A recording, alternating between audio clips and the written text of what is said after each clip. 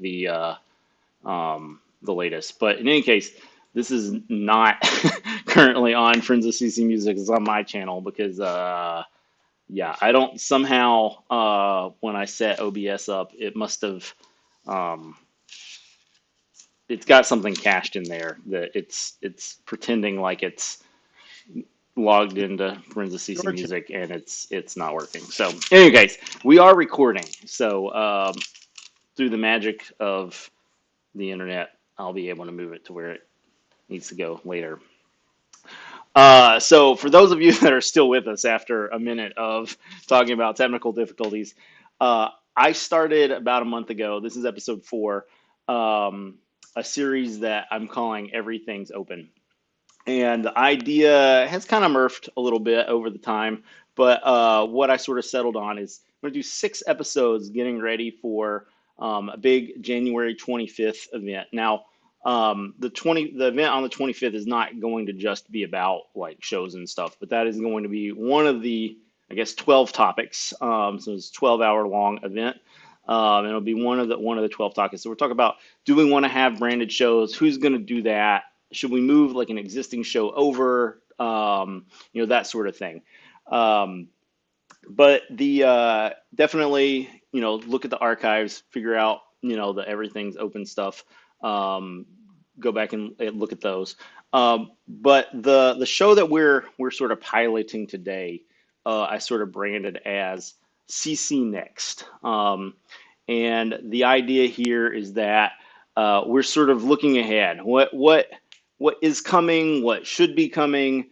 That sort of thing. And I think some of that will be related specifically to Creative Commons, probably.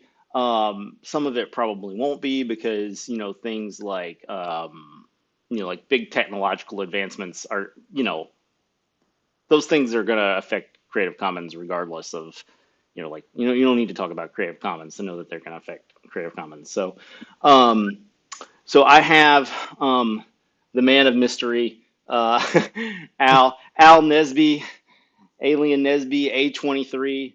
You have a number of monikers that all sort of roll around that name. So I'm going to refer to you as Al, unless you have a No, that's another that's name that. that's great. So I know that you have in the past spent a lot of time thinking about various technologies. Blockchain is one that you've done some works about. Uh, if you want to talk a little bit about some of that work, now might be a good time before we start talking Yeah, about what's next. yeah. It's in a lot of ways, I guess what the industry is now calling Web3. Um, I'm quite frankly, I'm surprised that it's still moving forward. Um, I was sitting sitting with a friend the other night. I was doing I've been doing some data forensics work on the side, and kind of in the course of doing this data forensics works, it seemed that good old Intel had another major catastrophic uh, exploit or 0 day that was found that much like their incident of Spectre meltdown. It was an issue that couldn't immediately be patched, and there's just a whole lot in the Web3 space where it it just kind of feels to me like like there was a bunch of I guess we're humans, so primates. A bunch of primates were put on LSD and asked to put something together. And one person abstained and tried to raise their hand and go, hey, none of this is really making any sense. That person was fired, and the madness just continued. Um, So So with Intel, most people are going to think of Intel as a chip maker. yeah, How does that relate to the Web3 stuff? um, I mean, when we're dealing with number one, when you start dealing with the cryptocurrency market, which shouldn't entirely be confused with blockchain. Um, Most cryptocurrencies are practically, arguably all cryptocurrencies are on blockchains these days, but a blockchain is not inherently a cryptocurrency. Um, and so a blockchain is just a distributed database that never forgets. So I hate to break it to some people, but there is no such thing as ecologically safe or ecologically friendly blockchain because the a blockchain only gets bigger in size, it never gets smaller in size, and that means that inevitably it doesn't matter what scale we're talking about, that things are going to require more resources and more energy over time. Um, and so blockchains left to their own devices demand the consumption of literally everything. And that's just how blockchain technology works. You can't have something that is ever requiring more resources. I That, I don't want to steer us too far down the blockchain discussion, yeah, but people yeah, might be interested in that, and I am. I mean, I do think there are some options here. I mean, what RRD used to do, or I guess still does, is and if you're talking about like transactions, maybe there's not a way to do this, but they used to so RRDs used for like metrics collection. So um, they would like summarize like old data, like you probably don't need all this granularity for stuff that yeah, happened 6 years ago. Um, so I would think that you could conceivably do something like that. I don't know what, maybe you just have transactions at monthly or, you obviously you'd have to lose some of the granularity of the chain, but it seems like there would be some way to have like an archival yeah. method.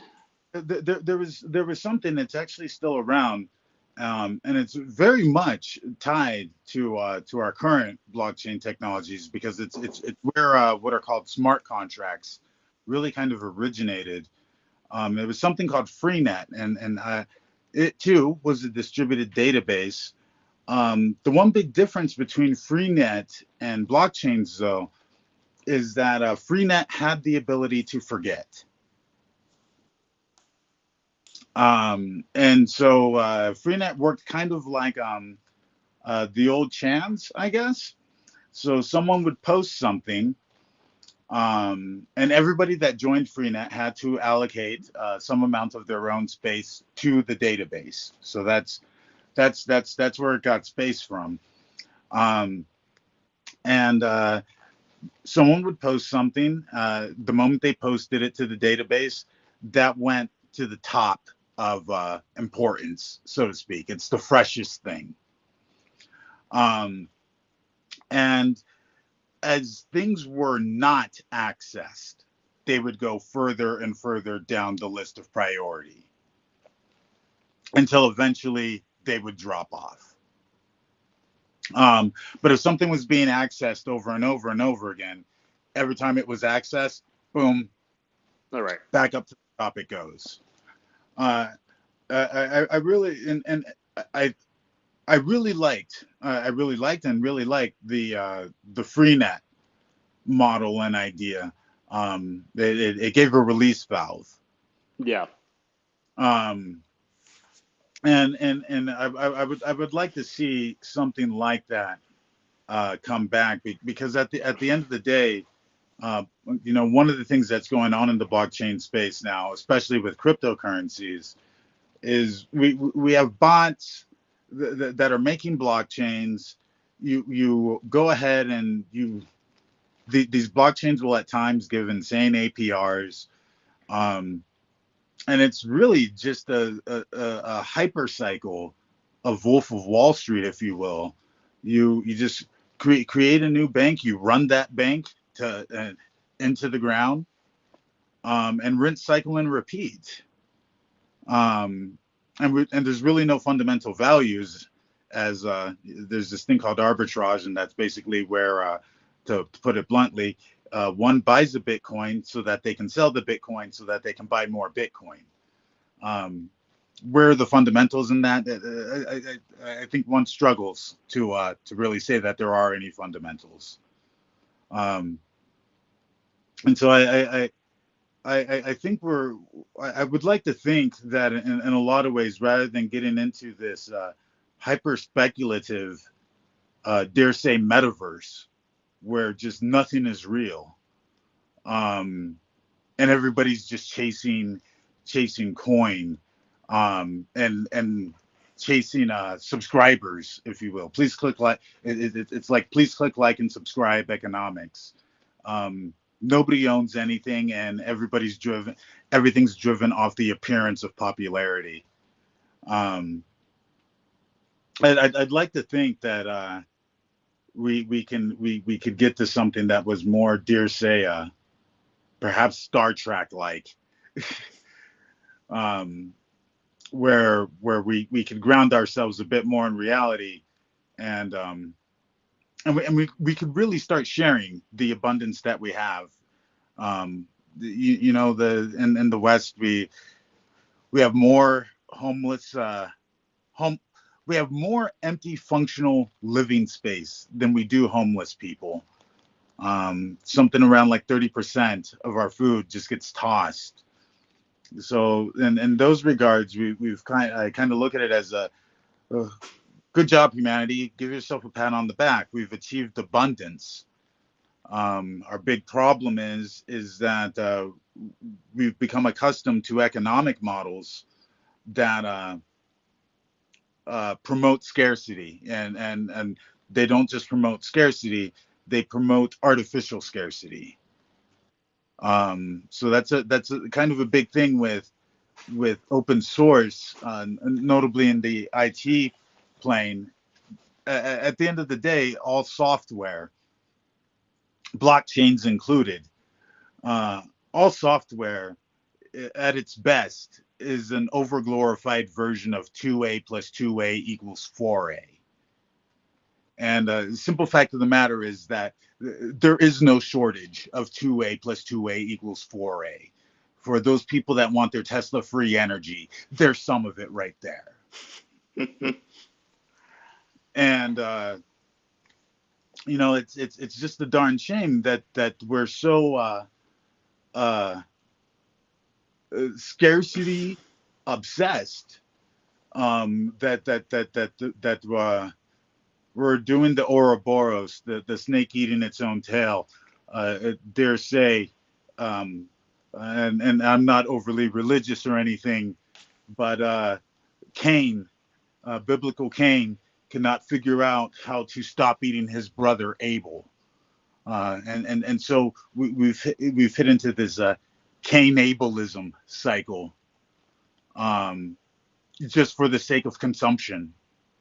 And meanwhile, we have abundance, and we just don't know, we're too silly to use it. Um, so I would like to think that that coming down the pike here, that we wise up a little bit. Um, I feel like we've fortunately done that on a lot of the tech side. Open source has definitely won the battle there, I think, um, on computing as we know it.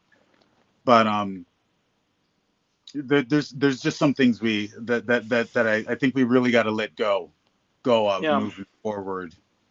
I mean, I'd like to agree that open source is one, but you are seeing like places like HashiCorp, pulling back in what was previously open source. I mean, Elasticsearch, there, Mongo. There's all sorts of examples of companies that have had open source projects and then have closed them in some Yeah, way.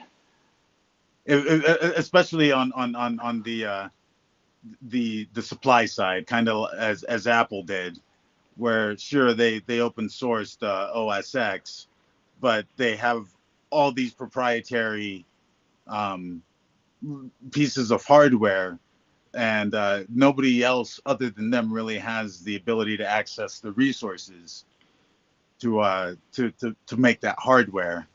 Um, but I kind of feel that at the end of the day, what Apple doesn't really exist. It's there's a bunch of individuals that constitute the thing that we call Apple. But Apple itself is no more real than Santa Claus.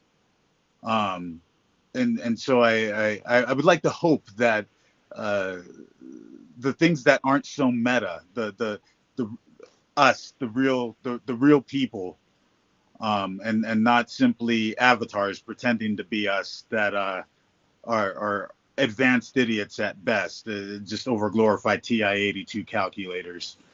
Um, I would like to think that we steer away from the meta and start to grasp on more of the real.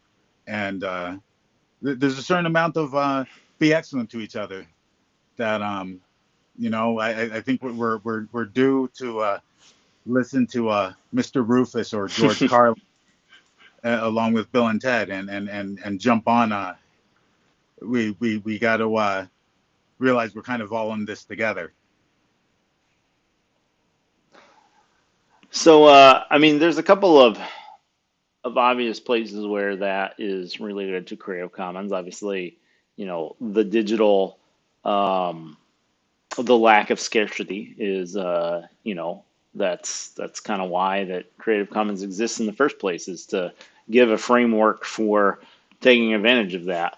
Yeah. Um, so, I guess, we're sort of at this point, in this show, thinking about like what's next. So, what does that all mean for musicians and folks in Creative Commons community? I think on one end, uh, uh, Robo Cthulhu, as I like to call it, which is just kind of an end result of setting loose these algorithms on mass data sets on people. Um, Pop culture is dead. Is kind of the way I look at it. Nobody's going to be able to beat Robo Cthulhu at sorting out what the mass appeal is. Um, but I kind of look at that as like New Kids on the Block had a lot of hits, even though their music was totally shit. Um, so pop culture, and I don't think that's just music. That's I think we're going to find that we're going to have a hard time having open source technologies that allow us to basically make the equivalent of Disney Pixar films on these little handheld devices that we call cell phones, but they're really just pocket hand computers. um, you can't mesh. Um, hey, everybody can make these deep fakes really easily, but I can believe what I see on TV and what I see over the IoT, Internet of Things, in general. Um, those two don't go together. They don't mesh. And so I think that leads to a death of pop politics. It leads to a death of pop science. Was that Neil deGrasse Tyson saying something, or that Asian Miku Pikachu guy? I forget what his exact name is. Um, I know I was looking at somebody's TikTok feed the other day, and some stuff with Elon Musk was popping up. But it was very clear that this was an Elon that was saying things that Elon never said. Yeah. Um, and so we can no longer believe um, uh, pixels and lights and broadcast audio, so to speak. And I think that's a beautiful thing in a certain regard, because uh, good riddance of all this pop crap. Um, but what do we do with the real substance now? And I could see some things kind of on the horizon where I know I tried to play with it a bit myself with the 2020 album I had called Dynamic Evolution, where it was just okay. You know what? Um, Here's all the MIDI information that contains all the writing. Here's all of the original samples. Here's all the patch data. Now, what do you want to do with this? And just rather than trying to artificially hold all this stuff that it's like, oh, this is mine, this is mine. Um, viewing profit in a different way, where uh, music did something. I know for me where I don't consider myself to have gotten. I was taught more by the Dead Kennedys and Ministry and Skinny Puppy, um, than I was by my academic schools. So, Um, and uh, so I kind of look at it as like, hey, why don't we just share?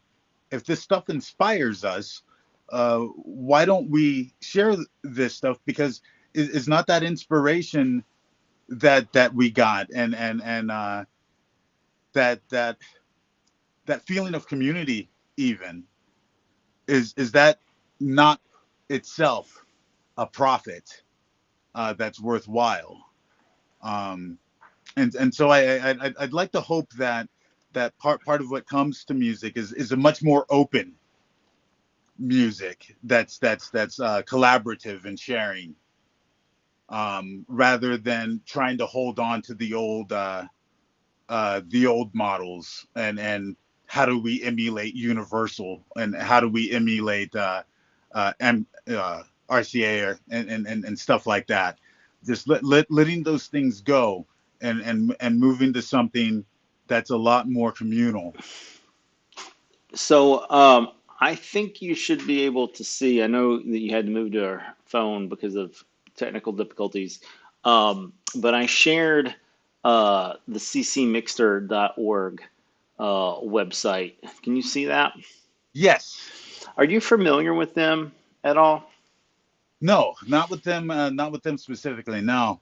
Because you were talking about you know, basically giving away like all the pieces of making the puzzle for the music. If I understood you correctly, is that And I wouldn't so much as call it giving away, because that implies something's not yours anymore, as a communal sharing. right? So I think that a lot of people in the CC community think of the um, the artifact, the MP3 file or whatever, as being the music, because Creative Commons. I think maybe this a maybe this is a historical artifact, like in 2001 when when Creative Commons licenses came out, like sharing all the you know the source files that would have came with something could have been like a very large amount of data to be required to share. Yeah. And now, I mean, it's still a large amount of data, but I mean, it just matters less. And there are some other licenses that do sort of put those requirements on there. But CC Mixter, I think most of their stuff is actually um, probably just going to be, maybe they do WAV files. I've never done a whole lot with um, but they have samples here. The whole idea is that it's a group of people that are making music together. So they tag a bunch of stuff. They've got the acapellas here, which they Yeah. call pails. If you see that on the site, you'll see the word Yeah, and pails. now that I think about it, I did look. I did come across Mixter in the past. Yeah, it was almost kind of a yeah, kind of a I'm I'm forgetting what I think they call it, Band Lab. Um, it seemed like a kind of a more open Band Labish um, type deal where people were just kind of it was almost like a musical Git. Yeah, I mean, I can see where what you're saying. Like it's a place for collaboration, like a GitLab instance or a GitHub might be. Um, it's I think that might be for confusing for people that like know how Git works because that is not at all how this works. But yeah, if you just take a really high level and you just think of it's a place where people go, in the GitHub instance, it's a place where people go to like share software in this case, and not just share it one way. Like if you go to like a Jamendo or a Free Music Archive or a place like that, that's a places where there are musicians and there are an audience, and like they're not the same people, whereas on CC Mixter the idea is that they are the same people. Now of course that's not to say that not anybody can just upload to Jamendo. Anybody can just upload to Jamendo, and of course musicians can also download the music from other artists. But the way that the site is presented is that there are musicians and there is an audience. Like they're separate people. There's Yeah, a stage and then there's the people in the seats. And CC Mixter is not like that. And I've never quite understood why CC Mixter wasn't bigger. Maybe that has to do with just like budget and marketing. I'm not real sure. They do need some help with their website. That has been a problem for a long time. So anybody that is interested in that, they've got a contact the site administrator link down here at the bottom that people can click on. Um, it's interesting too if people are going here and they're a little bit, like this seems a little like maybe they heard of CC Mixter in the past, but they're not quite able to place it. So CC Mixter actually came out of Creative Commons, like it was an official like project. I don't know exactly all of that history, but it was definitely spun out of Creative Commons, like a decade ago, more than that, decade and a half, maybe 2 decades ago. And then they sort of like uh, they had a deal with Artist Tech Media where they were sort of like they were collaborating on this site. Like Artist Tech Media ran it, but like it was sort of like a semi-official Creative Commons project. They used to use the Creative Commons logo, and they called it like a Creative Commons community. Like that's what CC meant in mhm. CC Mixter. Um, I don't know all the details again of what has been going on, but they had sort of a long, drug out battle with CC HQ, and they ended up having to. And part of the thing was, when Artist Tech took it over, the management of the site from they were given permission to use the trademark, but I guess that permission didn't like. Uh, wasn't bounded, like it wasn't I haven't seen that contract, but somehow Creative Commons was able to wiggle out of that, and they felt like for whatever reason that they needed to, and so now they have changed their logo to not be the Creative Commons logo, and they are now the CC stands for Collaborative Community.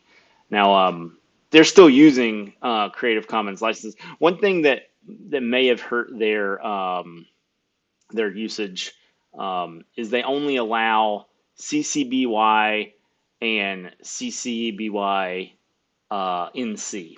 So their idea is that, well, the whole site is about sharing music. Why would anybody need to have the share alike tag? Which frankly is, to me, has just been like like that's 360 degrees from the way that I would do it. Yeah. If I were in charge, I would said, okay, we're a sharing site. Everything is SA. That's the way I would have done it. But they would the other Yeah. way. Yeah. I don't I'm with understand. It's just confusing. I can see why that they wouldn't allow a no derivative license, but if you're going to allow non-commercial stuff, why not allow people BYNCSA and why not just allow BYSA? I don't know. I, it's been that way for so long that I don't think they're going to change it. But maybe now that they're not affiliated with Creative Commons, maybe they would think about changing it. I don't know.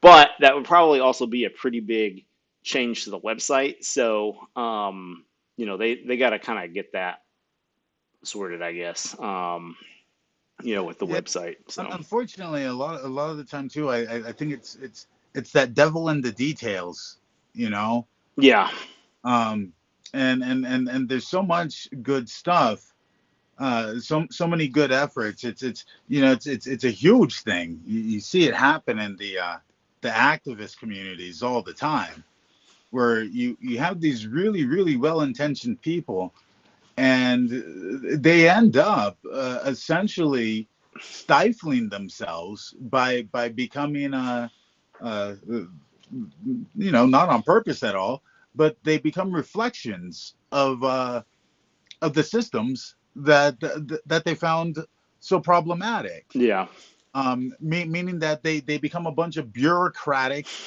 nonsense, with just different factions all over the place arguing details.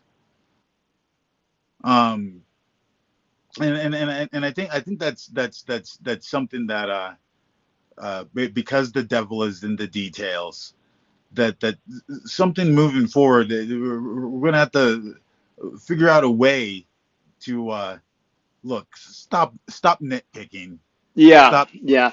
Well, and that I think is, I mean, maybe not the nitpicking specifically, but the this sort of like shared vision, like they've made some choices, and that has maybe held them back. But one of the things that we're trying to do with Friends of CC Music is like, look, okay, like we don't have to agree with like every decision that they've made, but like we're better as like a group than we Yeah. are like all fighting separately, and so that I think that you know internal squabbling, letting the perfect be the enemy of the good is kind of just human nature. It's always, something that is going to be there because th- there's two sort of like competing visions. Yeah, you don't want to let perfect be the enemy of the good, but at the same time, like you do want to strive to improve.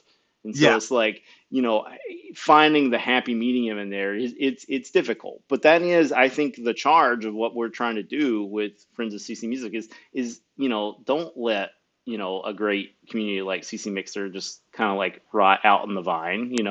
Like let's get together and help them out and move everybody forward. So, um, but yeah, I am going to stop sharing this unless there's anything you wanted to explore. Oh, actually, one more thing before I do.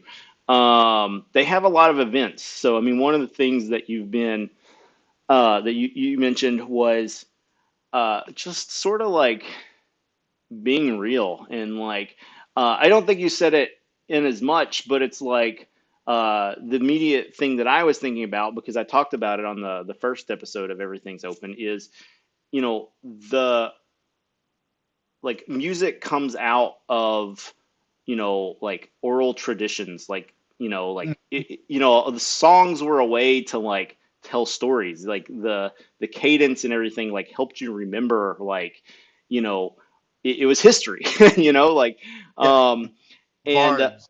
yeah and so in I think we have a certain sense of that in it's not always explicit, but I think there's an undercurrent of that in the Creative Commons community where people used to just sing these songs, and then another person would sing it, and it wasn't anybody's song; it was just a song. Yeah. But yeah, getting back to people and being real and not, crazy stuff on the internet. They have all these remix events. So, and I think, it's interesting because, again, there's this tension where we're talking about like, yeah, okay, like digital stuff is like easy to fake and there's all this like nonsense out there, but then like we're also like connecting with people like across the planet on the internet and putting the music on the internet. So there's this tension here. And I mean, Rhino has been, have you met Rhino? No, no, no. um That's really funny because we have here in Denver, we have a rhino district, and then one of our most prolific underground venues is called Rhinoceropolis. Nice, nice. Well, Rhino, he does a 24/7 CC stream, and what is it's rhinothebearded.com is his website. And then you can go on there and hit up the stream, and he does a show every Friday night called the OO Show. Um, but um, but Rhino has been sort of like trying to get, like to do like live shows, and get people Yeah, together in physical yeah, space. So yeah, for sure. That's the real communal space. yeah, I should have pulled this up on the screen that I'm sharing. That would have been the smart thing to do. And that was So Rhino Bearded. yeah, so I just pulled it up. I pulled it up on the other screen because I don't know, I wasn't thinking. So I think that should still have shared because it's still the if I click on, yeah, I can see it in the tiny little window. Yeah, Rhino the Bearded. Um, so you can see his show from last night there. And then actually we can try here and listen to the stream. So I don't know if I'm going to have all the plugins and stuff. I don't know how this is going to work with Chrome, but let's see what happens here. And it's possible. I think I'm sharing with Jitsi. So I know that sharing the audio works over OBS, but you'll have to tell me whether or not this works over Jitsi. Will do. All right, so it's a pop up. So if you click on this and you notice nothing happens, make sure you check your pop up blockers. Um, okay, so I gotta share this tab instead.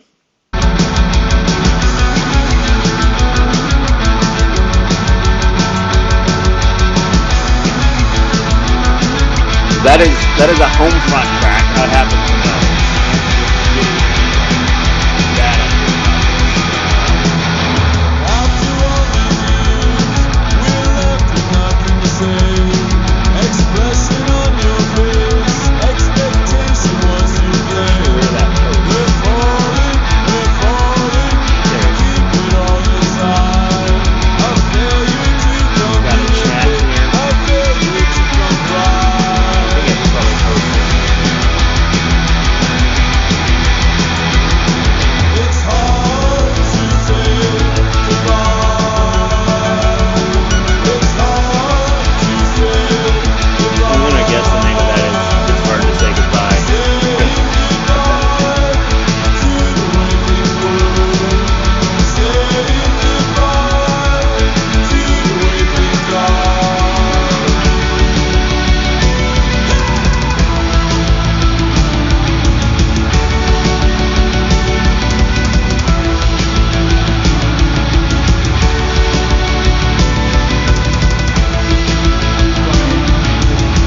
All right. Oh, Alternate. I should have kept sharing that. But I'll have to go back in here and reshare the tab. Um, so yeah, so Homefront. Homefront is I think exclusively released off of La Vida Es Un Muse, which is a great punk label out of London, despite the Spanish. And yeah, so this is I don't remember what year. Um, Was it released? This is saying 2004. I don't think this was released in 2004. I think that's their own thing. But yeah, so there's the. It's hard to say goodbye on there. Okay, 2023. Okay, so Yeah, that's what I was seeing. I was seeing 2023. yeah, so yeah, they've released a fair bit in recent years on La Vida SN Muse. So yeah, and obviously with those guys, it's a there's a bit of a like a new wave sort of vibe. But that is definitely not all that La Vida SN Muse has. Um, they are they have some hardcore. They have a lot of stuff. Let's might as well go ahead and check them out since we're talking about them. Um, so it's hard to see, tell here how many releases that, how often they're releasing, but you can just scroll through and just see that they've had a ton of releases. And some of these bands like Limperist are ones that, like, I knew about before I even knew that this was a um Yeah, knew yeah. particularly. But yeah, so they've got some hardcore, and they've got some stuff that's on sort of the poppier side. I mean, even like poppier than the Homefront stuff. I'm trying to think if I can think. This one's kind of in that direction. Belgrado is really like, it's the sort of like the new waviest of the new wave. But it's good. It's good. You can see, like, fresh out of the box synths. Yeah, it's good stuff. Um, but I don't know that it's one that you would, if you just heard it without like knowing anything about the band or anything, it's not one you would necessarily say, oh yeah, that's definitely going to get released on a punk label. But yeah, lots of good stuff on here. So definitely check it out. And Donnie and I, back when we were doing our weekly, like, video show, we picked a lot of stuff from these guys. So yeah, a lot of stuff to check out there. Yeah, it's kind of funny. I kind of feel like, granted, I found him a special time. Definitely had a lot of huge influence come out of it. But like, the whole 90s uh, indie slash college radio, dare say, alternative Yeah, movement, uh, prior to the alternative being destroyed in yeah, alternative, yeah. just mainstream whatnot. Um, I kind of feel like there's been this really big resurgence, um, of just that sound and ethic in a lot of ways. Which I find really really interesting, especially when you have these younger generations, millennials and down, that really weren't there for that stuff. But nonetheless seem to be kind of like reviving that culture. Um, and Yeah, it's I mean, things come in waves. I know, like, when I was in middle school, there was a big, like, 60s, 70s sort of like revival with people playing, wearing like tie dye and listening to, Yeah, like music, Hendrix and the Beatles and things like that. I mean, which are classics, of course, but I mean, not, but there was like a huge resurgence. So yeah, I definitely remember a huge resurgence, especially with the Beatles. It's like those guys just aren't allowed to go away. Granted, I got to see Sean Lennon with Les Claypool a few years ago, and God bless Sean Lennon. I really enjoyed that, and I absolve him of his mother. His mother is not his fault, and it's clear that if she didn't destroy the Beatles, she would have. And she needs to stop all acts of whatever she calls music immediately. I was in Montreal a couple of years ago, and they have like I can't remember the name of the hotel, but there's like a um it was like the anniversary of one of their like protests there. But and maybe that would have stuck in my head, maybe it wouldn't have. But then last year I was in Amsterdam, and it was the same thing. There was like a hotel, and they were like, "Oh yeah, John Lennon and and Yoko Ono were protesting here."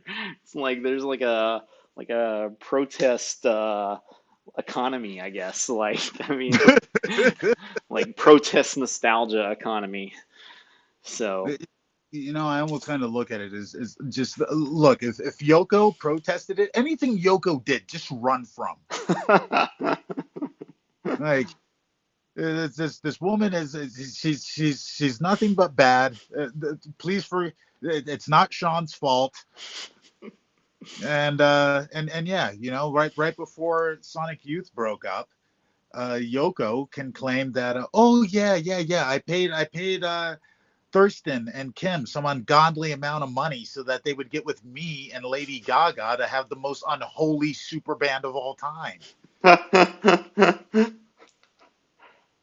It's just like, wow, Yoko, everything you do is bad. It's possible that John set up his own assassination just to get away from you.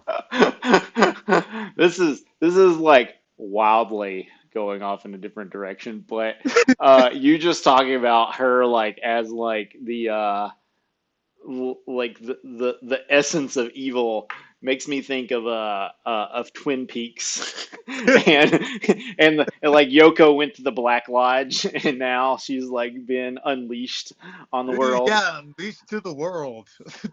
I gotta say, I don't know enough about her to like have beef with her, but I know a lot of people do. So there's got. Just check out some of her musical work. You'll understand. Fair enough. Fair enough.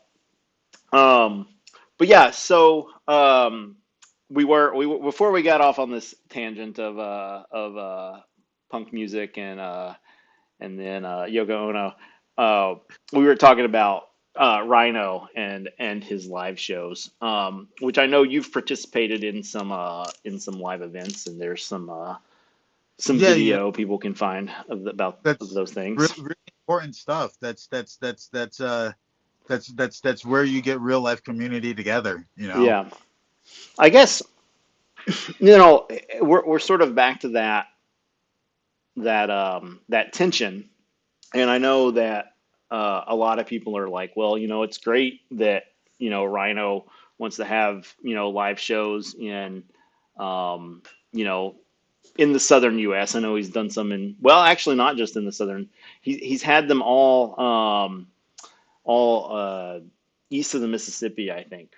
Yeah, because the Mississippi River is on the west side of the state of Mississippi. So they've all been east of the Mississippi River. But he did have one in Milwaukee. Um, so that is by no definition the South. I mean, I guess I could claim it's the South because it is technically south of me, but Yeah, that's not a reasonable definition of the South to call Wisconsin the South. So um, yeah. I don't think Wisconsin is typically. anything north of Louisville, or maybe anything north of Cincinnati, we'll say you can't reasonably call the South. Yeah, So, but in any case, uh, people are like, that's great, but I can't travel to the U.S. Like it's either time or financial, commitment is not available. So like, how do we, without being exclusive, how do we do, um, how do we get people together? And I don't think there's an easy answer. I mean, there is an easy answer, but I don't think the execution is easy. I mean, the easy answer is that like right now I feel like, and I don't mean this to be picking on anybody because there's definitely some exceptions to this, but like I feel like the CC community is largely US based. Like, Yeah. and like we gotta fix that somehow. Um, and I know Stoffel's trying to do it in Germany, and he was a big part of like the early days doing shows like with the Cologne Commons and stuff. And there's other people that are doing stuff. There's no doubt about that. I don't want to take anything away from them, but like it feels like, and I'm not there, so maybe like there's time zone situations, there's language situations, so maybe on the ground it feels different. Um, but it feels like to me it's just like one person here, one person there, and like they don't have a community. And maybe part of that is because like the US is gigantic, and like we're just used to like talking to people on the other coast. Like like I don't know, maybe that's all it is. And then in Europe all the countries are small, so it's like, Yeah. yeah, okay, it's like, Europe's not that big, but it seems big to them. But um I think a lot of it though is there was this old rebel like anarchist president that said something along the lines of ask not uh, what your underground can do for you, but what you have done for your underground. yeah, yeah, And I really think that's a lot of it is just one of the really cool things about the age we live in, I think, is that if people paid proper attention um, to the world around them, there's things they're being given, they're being told. They just got to listen. Like for instance, we can take the character uh, Mr. Snowden, who can't ever go out in public um, and can only be seen on a TV like Max Headroom.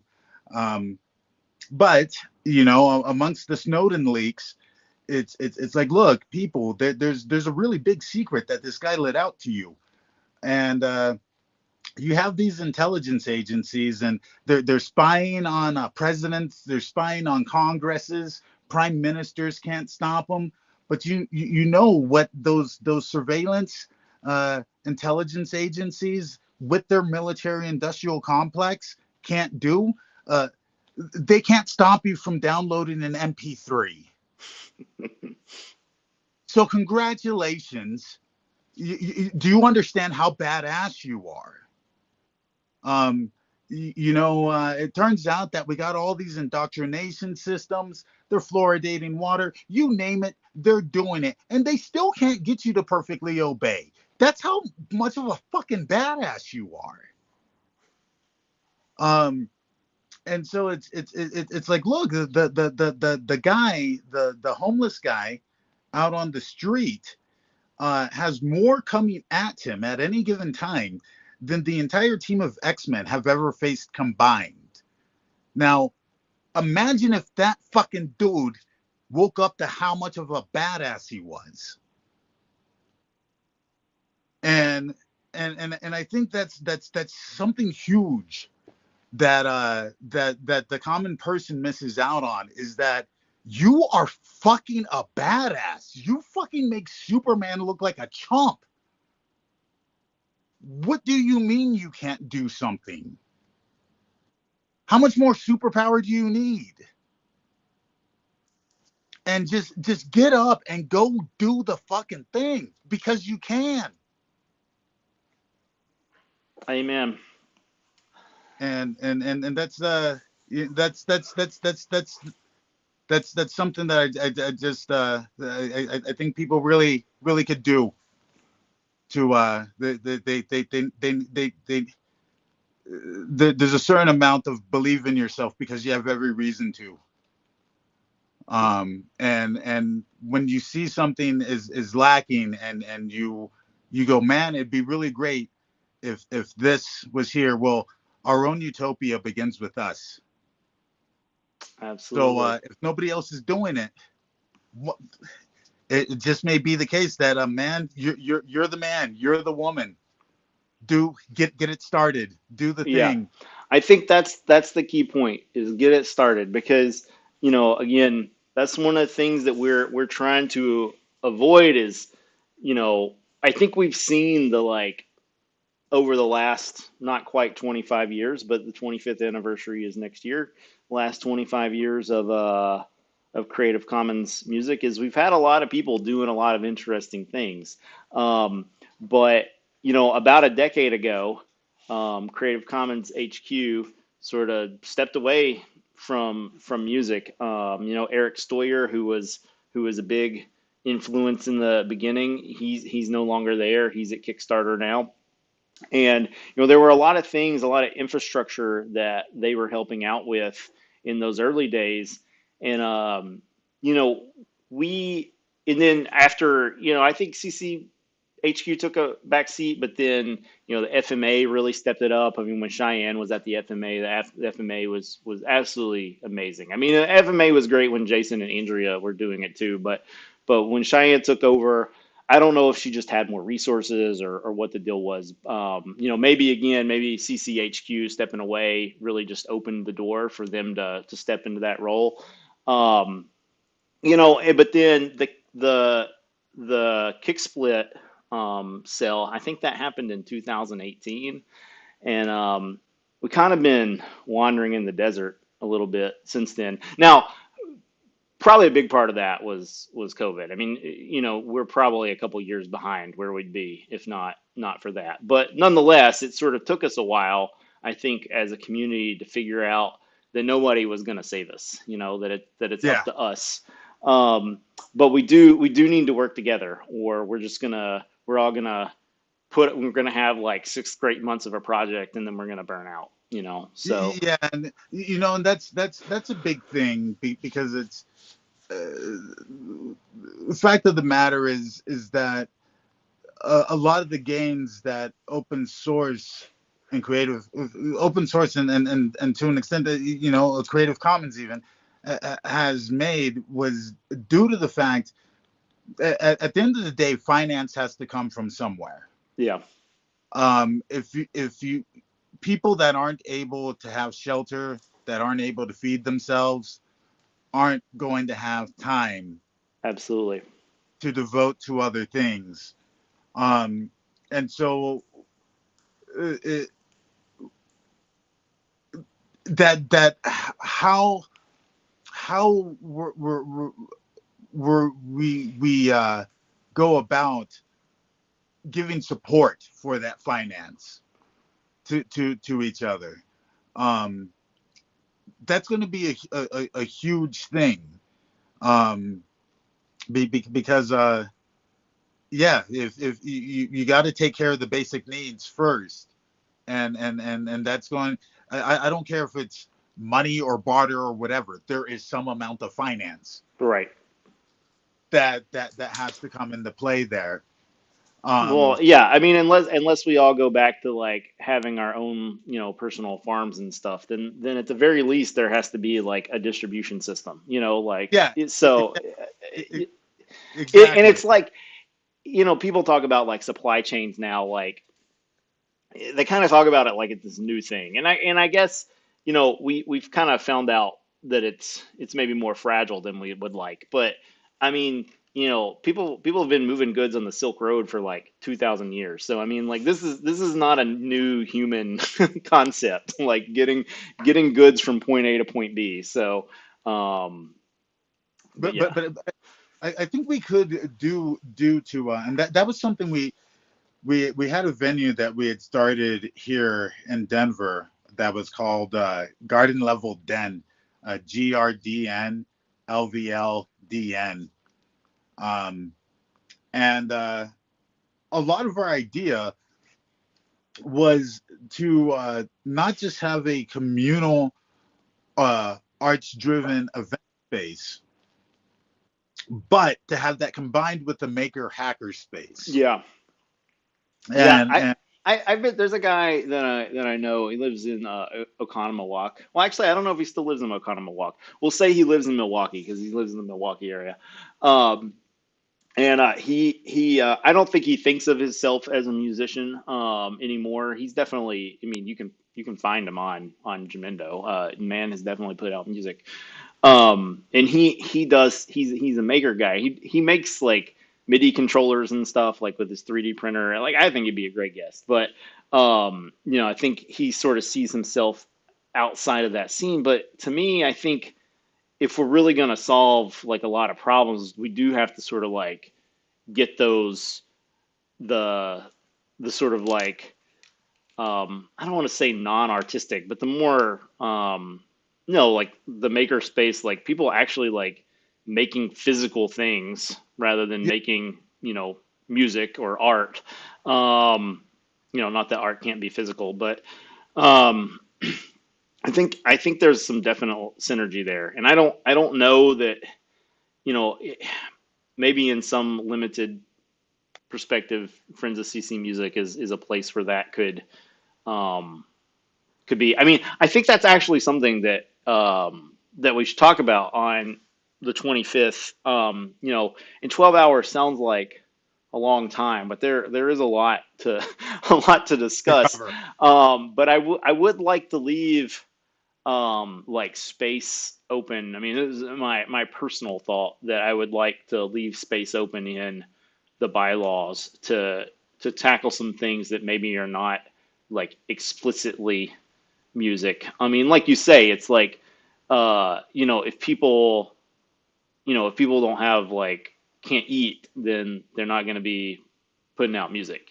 So there are some sort of like fundamental issues in society that maybe we should think about having some support systems for. The obvious like counter to that is like you got the potential for some pretty massive scope creep once you start talking about that kind of stuff. So I don't really know where that line is, but we should definitely talk about that as a community. And that may be a thing where there's not a hard sight line. Yeah. It's cool that that line is dynamic. Different situations and different locales call for a different. Well, yeah, and that's one thing too that we have to figure out is like, right now, like Rhino has sort of like said he was going to be, the head of the like U.S. Um, Friends of CC Music, but I don't think he's had time to really get involved. Um, I mean, he's still doing his stuff, but Yeah, as far as like managing that organization, I mean, my sort of ultimate goal is that I mean, my like really ultimate goal, and I've kind of moved away from this, but like when I started um, the Creative Commons Community Music Awards, like I was thinking like very regional. I was thinking about like every state would have a winner, like really, and like we just haven't had the capacity to like I don't know if it's like a marketing thing or I don't know. We never got anywhere close. But I would really like for us to think like, you know, what can we do like in our own backyard, whatever our own backyard means. I mean, yeah, I think, anytime you have a situation where you can cross borders, then you know, that makes life easy. So I think like the EU being like a single entity makes a lot of sense, at least starting off. There's obviously some language barriers, um, there, but just to get things kicked off, I think that would be a good place to start. Um, I don't want to keep you too long. I've kind of thought about these as being like an hour long, and I don't know how long we're into actually we're recording, but yeah, excluding technical difficulties at the beginning. I think we're right at about an hour. yeah. So uh, I want to give you the opportunity to say anything here that you want to say. Any closing thoughts for us? Um, I think that I Well, I guess first off, I should have a pretty active 2025. Have all sorts of have this new solo project called Alien that is going to be rolling some stuff out, some new A23P, and then there's some new Church of Space, and I what's been tricky with some of those things is I really I'm trying to ensure that all the stuff I release moving forward is trying to in some way um, approach a new economics, an economics of rather than I don't like the word consumer. I like to say consumer. Um, and so rather than consumer economics, producer economics, um, where it's not about the consumption, it's about the production of further abundance. Um, I mean, you could just call that like abundance economy, I guess. I mean, I'm not sure that consumer just I don't know. Just branding wise doesn't do it for me. but yeah, yeah, don't. Well, but you know that consumption I'm just like, well, it's a con and it leads to a sum and it's a sum of errors. So consumer. All right, yeah, okay. But yeah, I kind of look at it as just I don't think any of us have the manual, so to speak. Right. Um, but uh, but and I think intent does count, and we got to try because if we don't start trying, where do we begin? Um, and so I just really I'm trying to look towards um, when I release things, or I'm with a group that's releasing things. When I'm putting together events, just how am I adding? How does it answer the question of be excellent to each other? Um, so and that's the forward question that I want to look to be able to answer some to. Not what did I get out of it. That's going back to consumption. I don't want an abundance of you know what, here was the sum of the con. Um, but here's what I did to make sure that uh, those those I care about um, were provided for. Here's what I did to make sure that there were people coming up behind me that were enabled with the tools to be able to inspire me, because I'm not going to always be able. I'm going to want to take a break from my own stuff at some point, and when I do take that break, I want to be inspired. You know, I want to see awesome stuff. I want to go, holy crap, this world is like awesome. Um, and so what am I doing to help facilitate and enable that world in my own works? Um, and that's so that's been kind of tricky on trying to figure out okay, how to what's the best way to release this stuff, because it's not just what does me or the band get out of it. It's very much a nah, this has to enable and facilitate pushing forward that uh production, that go be great economics. um go go you know what, the even before change, the one thing we seem to be assured is absurdity. And but that absurdity doesn't have to be negative. Absolutely. So let's push the absurdity to the limit and let's make it weird as all fucking living hell. And how do we make that weird awesome? Absolutely. Well, Al, I think this has been a great start to 2025 for the well, for everything's open, but also for Friends of CC Music in general. I want to thank you for your time.